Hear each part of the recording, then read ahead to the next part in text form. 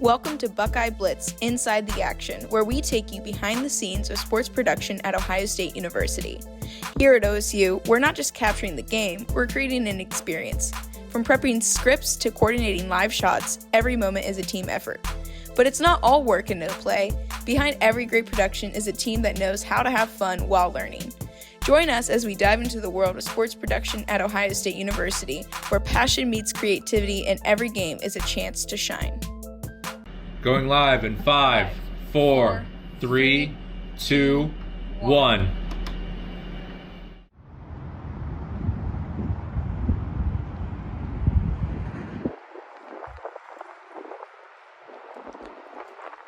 Myself and our small staff of other directors, we are in charge of any of the video board operations at any of the 10 venues here at Ohio State. So we're running around. My office may be here in the shot, but that doesn't mean that I'm not over at soccer or at swimming or at football, so on and so forth. Being a camera operator, each camera position has a specific function. We may have 5 or 6 cameras at each game, depending on what the game is. That doesn't mean that all 6 camera operators are shooting the same thing. Some camera people are running the cameras handheld, which is when you're holding it on your shoulder. They are usually down close to the court or the field or the action. They're right down there. Then you have the other cameras that are the bigger ones with the big long lens. Those cameras are responsible for shooting the actual game or tight shots of players from up above. And between the handheld cameras and the bigger cameras, those are 2 different jobs whatsoever. The handheld camera is the most fun, I think, because you're right by the action. In the control room, you have a replay position. And what that is, for what we do in-house, is you want to help tell the story of the game. If there is a foul and you're sitting there in the stands watching the game, you may want to see what that foul was.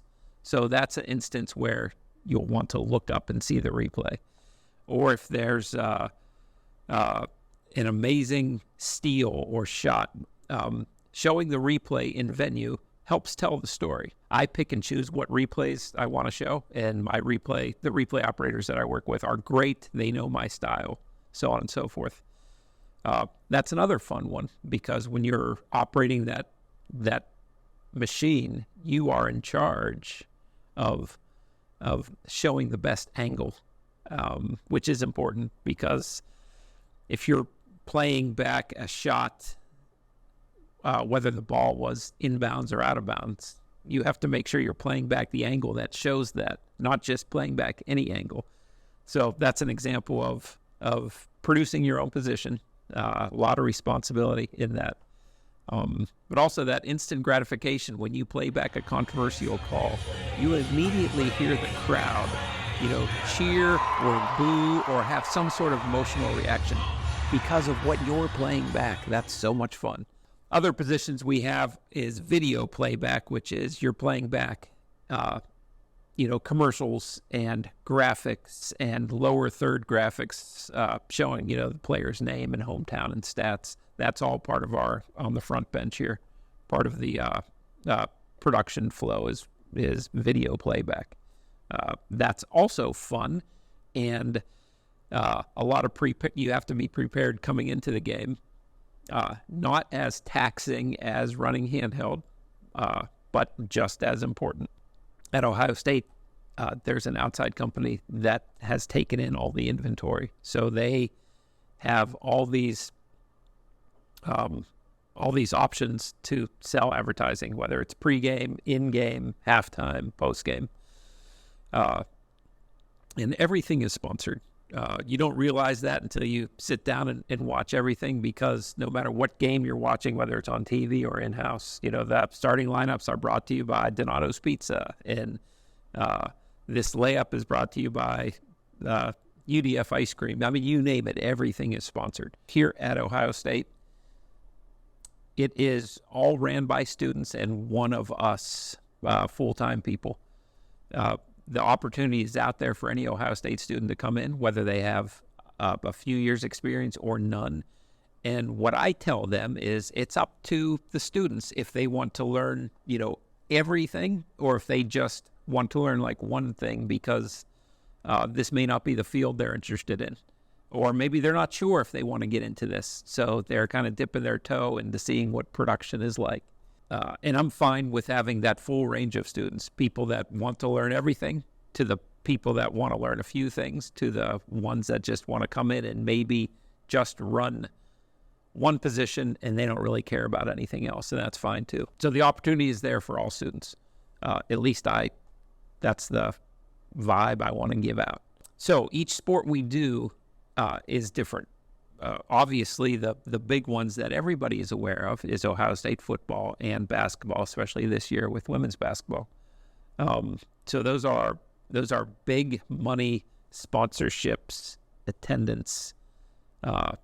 That's a big deal. And we also have, and I'm not going to run through all the sports, but then we have ones that are less. I don't want to use the word important. That's not fair to the student athletes, but less sponsorship and attendance and so on and so forth. That takes less students to work. So for a basketball game or football game, it's similar. Myself and my small staff, we will spend 2 or 3 days leading up to that event to get everything ready, make sure the correct sponsorship, commercials, graphics, make sure the cameras are moved and set up for the students. So we do 2 or 3 days of prep work so that when the students do come in a couple hours before the game, everything is all set for them. Now, that doesn't mean they don't have to go through their personal checklists. It just means if you're running handheld camera, your camera will be out there waiting for you, but you still have to make sure that your headsets work and your camera works and you have a chair if you use a chair. So the students still have to prep, but the majority of the prep work is done by us leading up to that event. One of the things that I say, and this may sound very old-fashioned, and I embrace that, but you can tell who's interested by, this is a big-time cliche coming, you could tell who's interested by them showing their interest. Am I going to pick you to be a part of that football crew, knowing what you have shown me throughout the year? Or am I going to pick somebody who's brand new, who, I don't know? Well, of course it's going to be you. So how do I choose those football people? Is by their actions from the first day I've met them to where they are. I think being a part of the Ohio State football experience from a production, that is a big deal, and you and the other people on the staff should be very proud of that. And it's no secret. It's not like I'm saying this with a smile. I don't pick you because you're my favorite. I pick you because of your talent. My favorite part of the job is when I am working with a good group of students and we all have the same goal, which is supporting what's going on at the games. That's not supposed to sound like super smart. Like, what do you mean by that? What I mean is when we are helping the fans either get excited or to get entertained or to show those replays where you have the whole crowd oohing and awing, that's all because of us. And when you hear that, it's like, wow, we are really doing something that the crowd is engaged. Ohio State football is what funds all of this. It's a huge money-making deal with millions of dollars of sponsorship involved. I wish everybody who comes through this program who wants to work this has a chance to work a handful of football games, because it's the best. And it's I'm sure everybody has come through this program remembers a handful of football games versus any of the soccer games.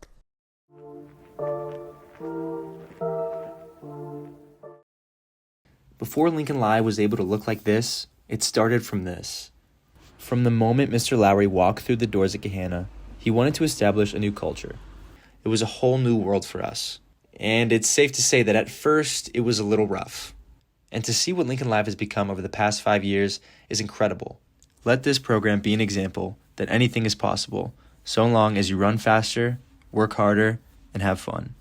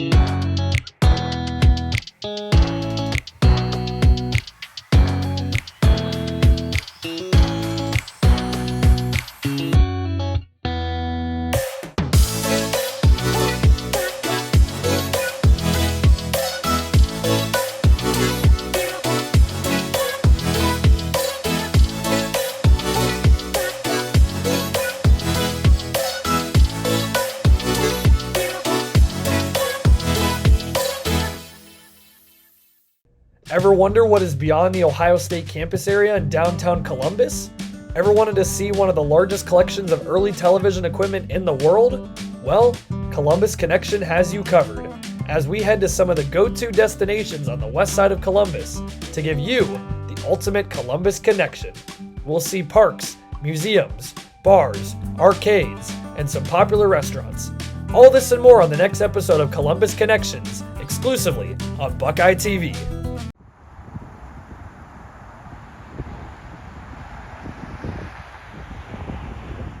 I am responsible for all of the Big Ten Plus live streams that leave OSU.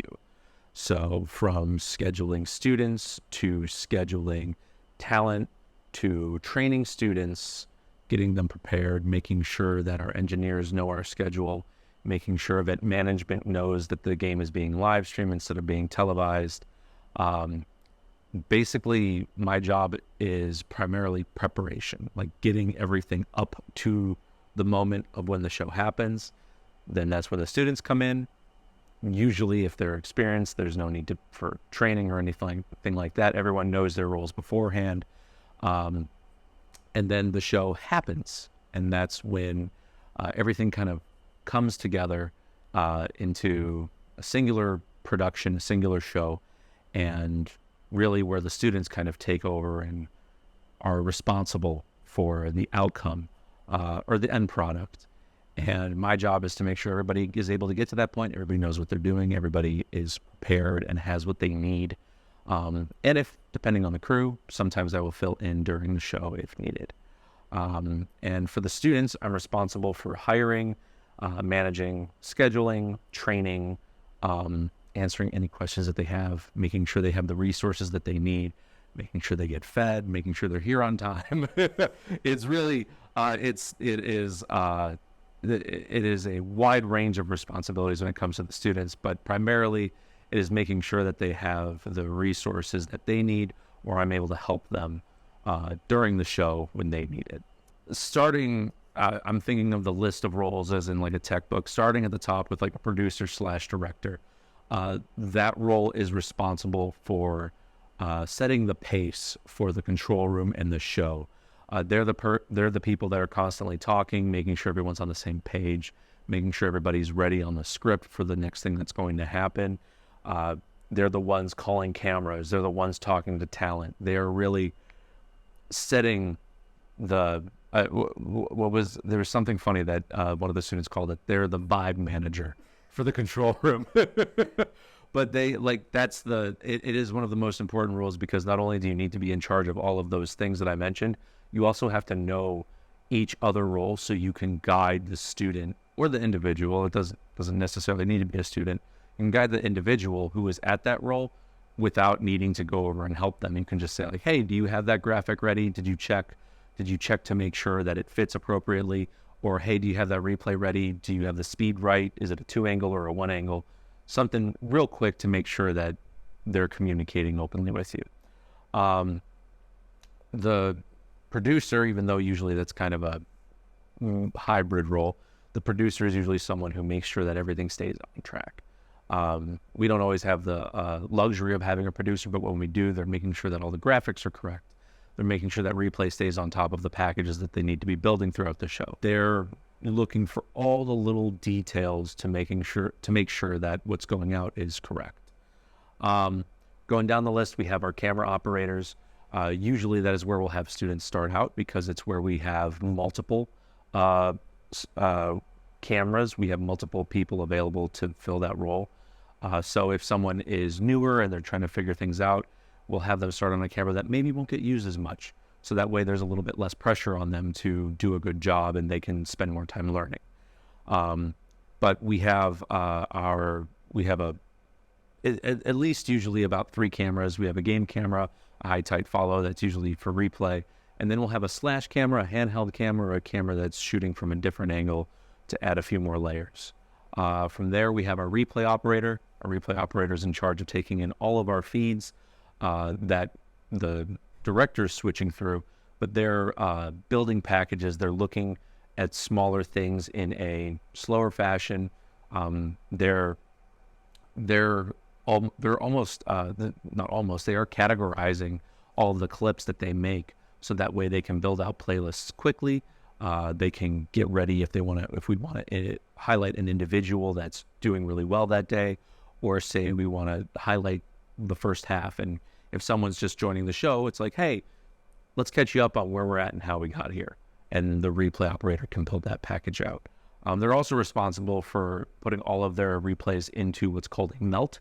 That is a playlist of all of your replays, and we send that to Big Ten after the show. And it's also something that we can share with other schools that they sometimes request for their shows, so they can get some extra footage of their team here at Ohio State or vice versa. Then we have our graphics operator. It's one of our more challenging roles because it is one of those things that it is all in the preparation. It is all the preparation because by the time the show happens, you're out of time.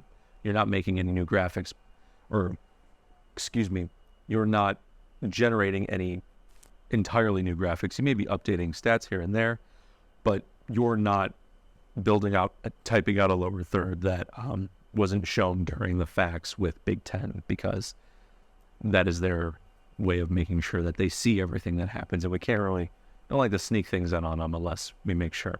But it's a lot of statistics, a lot of storytelling. Our journalism students that do come in tend to gravitate towards that because it's you're looking for those niche statistics, that niche information, where it's like, this is the 3rd time on the summer solstice that so-and-so has scored 3 goals back into like 1982 or whatever. Like, those are the people that find those statistics with the producer, of course, and then build those graphics to highlight that information. And then moving on from there, we have our talent. That is a play-by-play talent or a color commentary talent. Play-by-play is the one that's usually calling the show as it's happening. Color commentary will add a layer of information and context to what's happening. So it's important that they work together. This is the one role that is split between external freelancers and students, where we work with Scarlet and Gray Student Radio. They have their pipeline and checks and balances with other freelancers who review student footage to come work their way up to Big Ten Plus and calling Big Ten Plus shows. And then if they do a well enough job and they get the okay, then they start working with us. But it is the only role that will have freelancers actually come in and fill in with us. And occasionally we'll have sideline reporters. We're working on making that more of a regular thing, but it is that's kind of a summarization of every single role that we have and that goes into a Big Ten Plus production here at OSU. So a fax is something that a lot of TV productions, not just ours, all of them go through it in some form or another, right? The intent of a fax is to go through every single piece of content, information, location, perspectives. It's the idea is to check everything.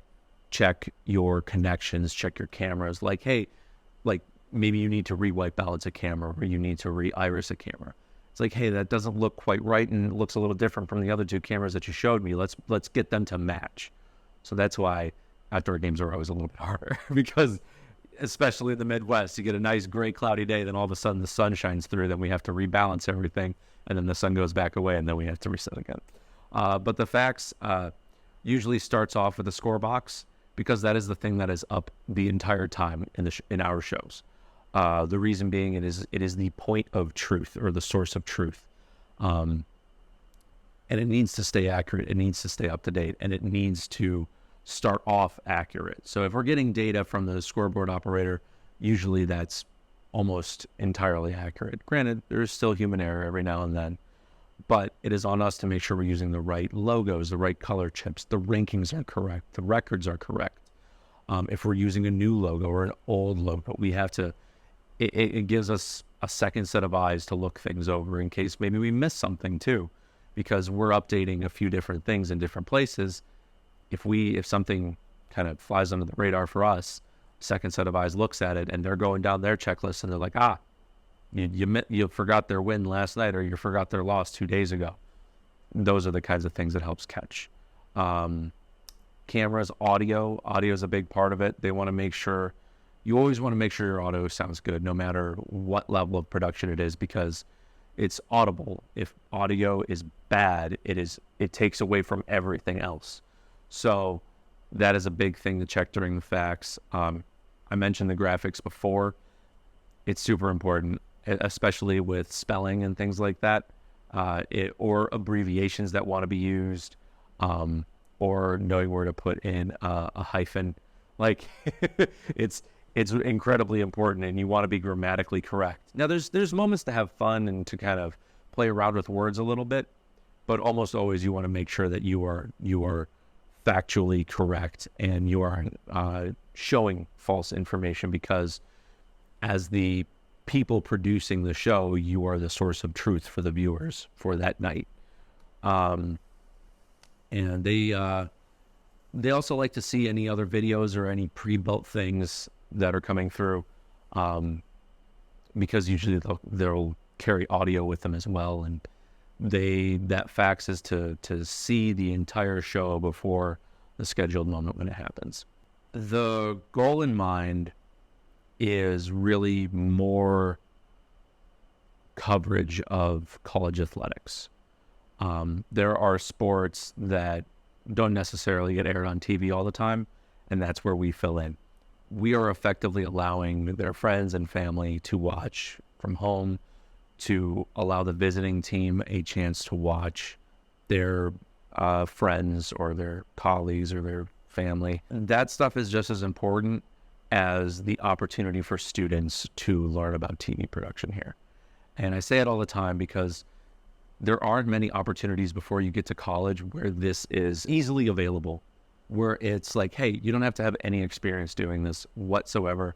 Just come on in, see if you're interested, and if you like it, we'll find a way to work you in. It's accessible. It's a safe place to learn too. Like that isn't lost on myself, and I make sure that the senior students also understand that too, because sometimes it's easy to get frustrated, but everybody learns at a different pace and in a different way. And the important thing is that they feel safe to learn, make those errors, and like, oh, you know what? I tried to do a 2-angle replay and it just didn't work. And it's like, I tried to do something funny with this angle and it just didn't work out very well. It's like, okay, that's fine. But you tried, like, and you're learning and you're understanding how the equipment works better. And that is just as important as the coverage that we're giving to these student athletes, especially in a school where broadcasting isn't a degree. And the closest thing is like a sports industry, communication, sports journalism, and which aren't bad paths at all. But knowing that this work could be a potential path or a potential career is something some students don't realize. And it being able to show them that it is a possibility, that's that's one of the fun things about it too, and one of the important things about Big Ten Plus and the whole Student U program. I do think confidence is a big part of it, because there's really not a lot of do-overs. There's really none, right? If you miss a goal or you miss a play, like that's it. That play has passed, it is done, and then you have to move on. So that feeling and process of learning to like let go of, I feel like a failure is too extreme, but missing an opportunity, right, to show that you're doing well and getting it. It's like, okay, well, learning to let go and be like, gotta be just like, it's water under the bridge, moving on to the next play. That's all I can focus on right now.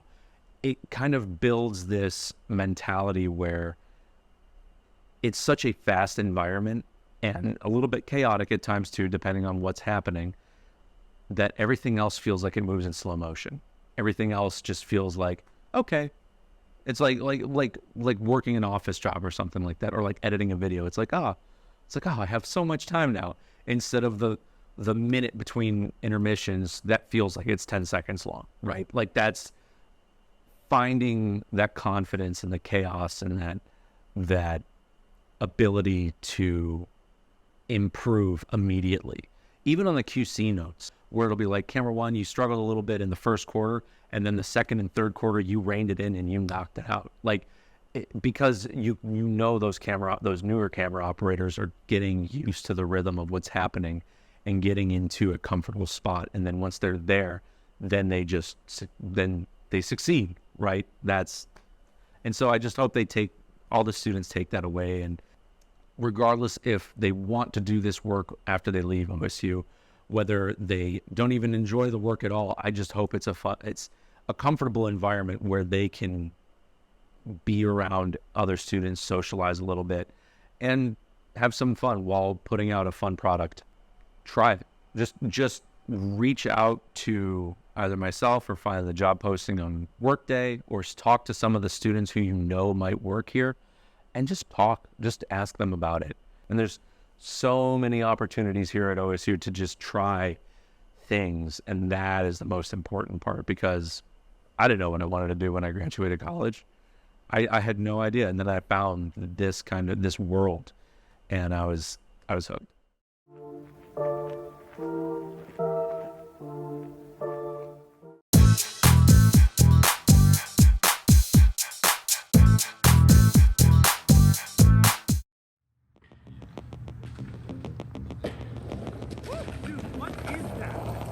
Exploring the grassroots movement of one-wheel riders worldwide, Riding the Wave, More Than Just a Wheel, peeks at what is truly behind this novel piece of technology.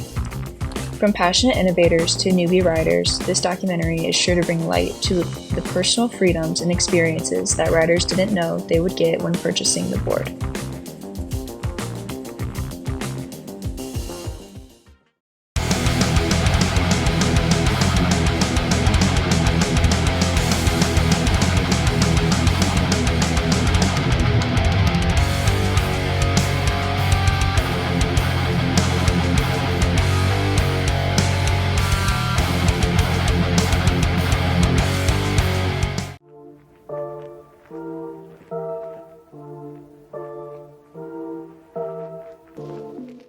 I didn't know anything when I came into this job, didn't know how to work camera, didn't know how to get, focus, iris, whatever, you name it. I was just really a blank chalkboard.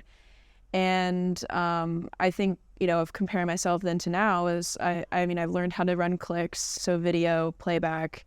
I've learned how to do replay. I've learned how to TD, so technical direct, and I learned how to direct, and I learned basically every camera angle. I don't really like running camera as much as control room stuff. Wireless and a handheld camera. I ran that for a women's basketball game and then a football game. Just super fun. I would say just to kind of like come in with an open mind, and just if you find it, you're not sure if it's for you, just try it. Because again, like I said, I didn't know anything. I didn't know what half of the description meant. Even when I'm trying to explain my job to people, I kind of struggle as to the language to use and what to even say. So I think really just kind of like come in with an open mind, and it's going to be a little stressful your first day, but once you get the hang of it, like, it's a really rewarding field. And once you get the hang of it, you do more than you thought you could. And also, I feel like with this job, you learn a lot about the sports industry. And when I'm watching a game, I find myself critiquing every single camera angle I see. And yeah, I just think it's a really good experience if you want to go into sports. And even if you don't want to go into this side and say you want to go into broadcasting, I think it's really great to understand how this all works, so then you kind of understand where your camera crew is coming from for certain things. I think all in all, we have a pretty good crew of people across the board. I think everyone is very receptive to criticism and also just open-minded. Sometimes at work it can get a little stressful, and I think, we know to kind of take what people say with a grain of salt if something were to be said. But I think all in all, it's a pretty positive environment, and we do a really good job of teaching each other things that the other may not know. I think we're all a very well-rounded machine, coming to work, wanting to work. I think a lot of people come to work and maybe this isn't their passion, so they're on their phones, or they're just kind of like there, but they're not in the moment. And I think just coming to work, wanting to learn and asking questions and not being afraid to ask questions, because everyone in the department, they would rather you ask a question than do something wrong if you have a question. And I think just being curious about the stuff we work with is another reason why I kind of had that experience. I kind of touched on this, just being in the moment when you're working instead of having your mind somewhere else. It's very easy to do being a college student. Your brain is going 20 different ways about, I need to do this, a homework assignment, I need to go to this appointment, I need to do this, but just kind of showing them that you can hone in on this moment and, put out the best that you can do for your position. So I'm going to break it into a couple parts.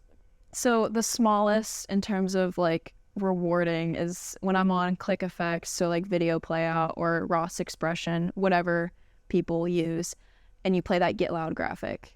I just had an interview for a job, and I said, when you play that and you hear it, it's what your intent for what you wanted the crowd and the atmosphere to be is what happened. And just being able to kind of control that and to give the fan the experience that they should have is what's really rewarding.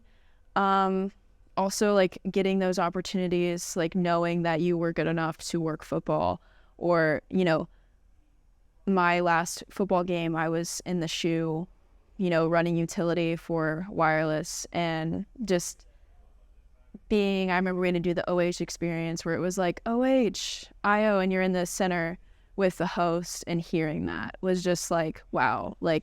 If I would have told myself this from 3 years ago, hey, you're going to be doing this, I'd be you're crazy.